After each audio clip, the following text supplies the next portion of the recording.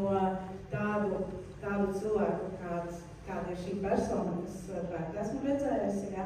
Jo šī persona ir apgūsi dažādas iemaņas, gan Latvijā, gan starptautiskā vidē.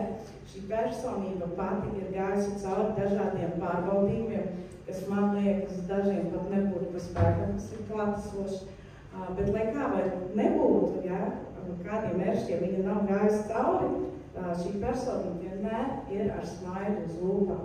Un kas arī mani kā cilvēku vienmēr uzmundrina, tāpēc, ka, zinot tuvāk, iepazīstot cilvēku tuvāk, ka tu sāc domāt, ka tiešām visu laiku var smaidīt. Un man liekas, ka šodien būs tā reize, kad es neprasīšu nevienam minēt, jo man liekas, ka visi uzreiz zina, par ko ir tas stāsts un kas ir šī persona. Tāpēc, Monika, es aicināšu tevi uz tādu 5 minūšu.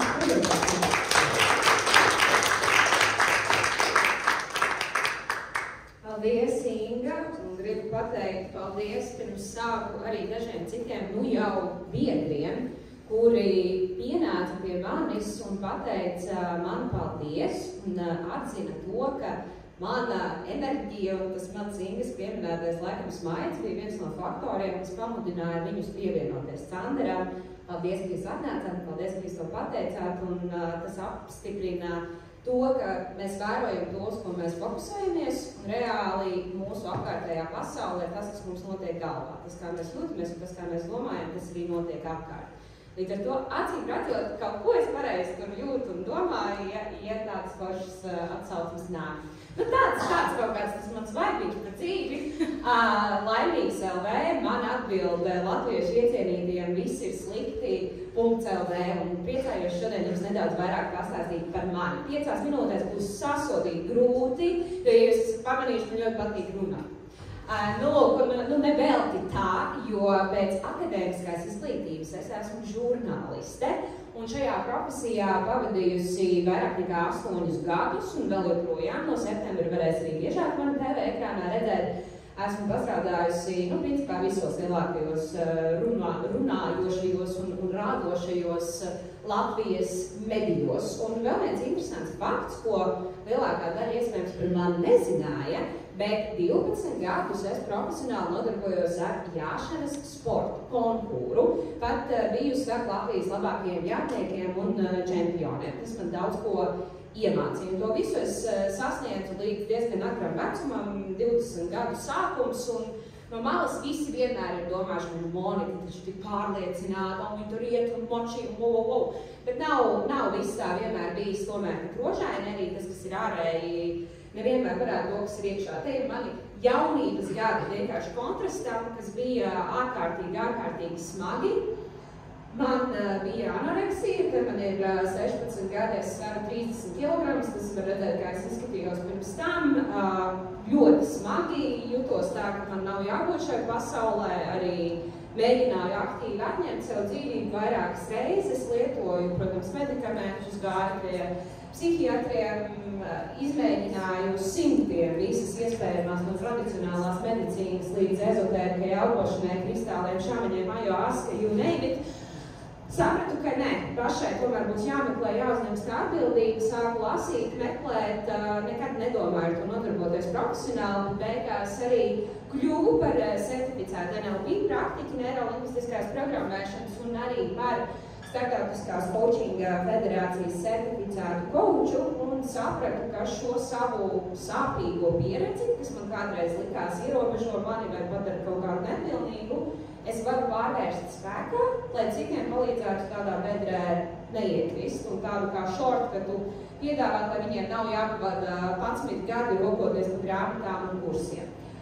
Un šobrīd mana profesionālā darbība saistās ar 2 pusēm. Viena puse ir šis darba instruments, otra puse ir laimīgs, kuras palīdz cilvēkiem būt mieru, īsi par to komunikācijas pusi, jo iespējams, ka daudz nezina, vādu konferences, pasākumus, raidījumus, podkāstus un arī palīdzu ar to pieminēto copywritingu, savulaik pat Forbes esmu rakstījusi rakstus angliski, latviski, tā kā varu līdzēt arī šādos jautājumos. Bet tas, ar ko esmu bija laimīgs LV, kā es strādāju, ar ko es strādāju, šis var palīdzēt arī, lai saprastu, kam tieši mani ieteikt. Visbiežāk tie ir šobrīd cilvēki, kas jūt, ka viņiem vajag vēl vairāk nopelnīt, lielākus panākumus, lielākus sasniegumus, kaut ko vēl, lai viņi būtu laimīgi.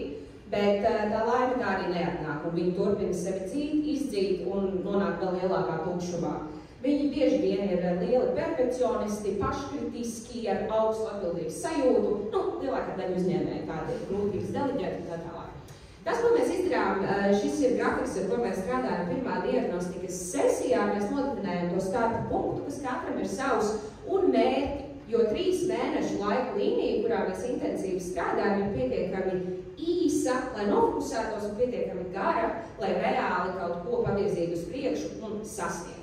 Un pats būtiskākais ir aizas moments, jeb visas mūsu ierobežojošās pārliecības un psiholoģiskās traumas, kas mums jau sen nav ļāvušas nonākt tur, kur mēs vēlamies. Un tilts ir darbs ar mani, kas šobrīd es skatos arī asinsanalyzes no psiholoģiskā viedokļa. Sievietēm arī pielāgojam to visu tieši ciklu fāzē, kas ļoti būtiski strādāja ar NLP, kas ir zemapziņas līmenis, un otrs ir coachings, racionālā puse, struktūra, plāns un ļoti skaidra virzība. Un pēdējā laikā arī somatika, ko es tagad apgūstu, kas ir katra negatīvā reakcija sasprūstums ķermenī, tikai prāta līmenī mēs nevaram visu atrisināt. Un arī Break the Loop, jeb aplikācija manis radīta.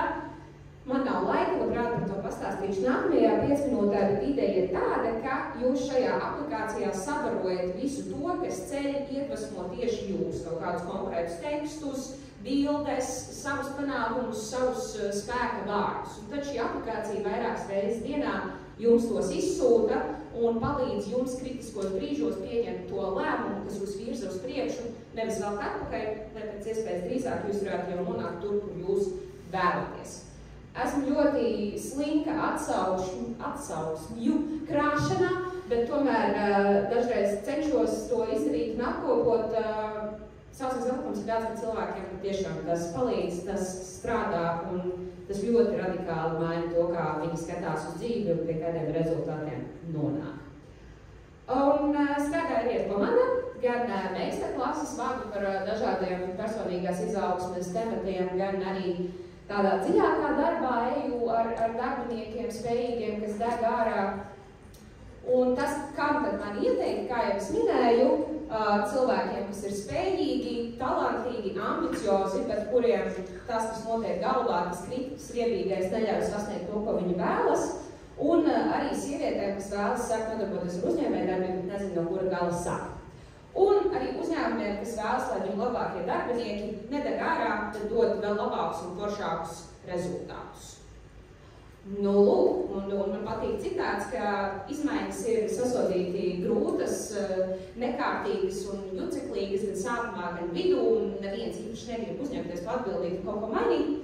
Bet, kad mēs to izdarām, tad ir beigpaši. Un tas viss no vēl. Paldies!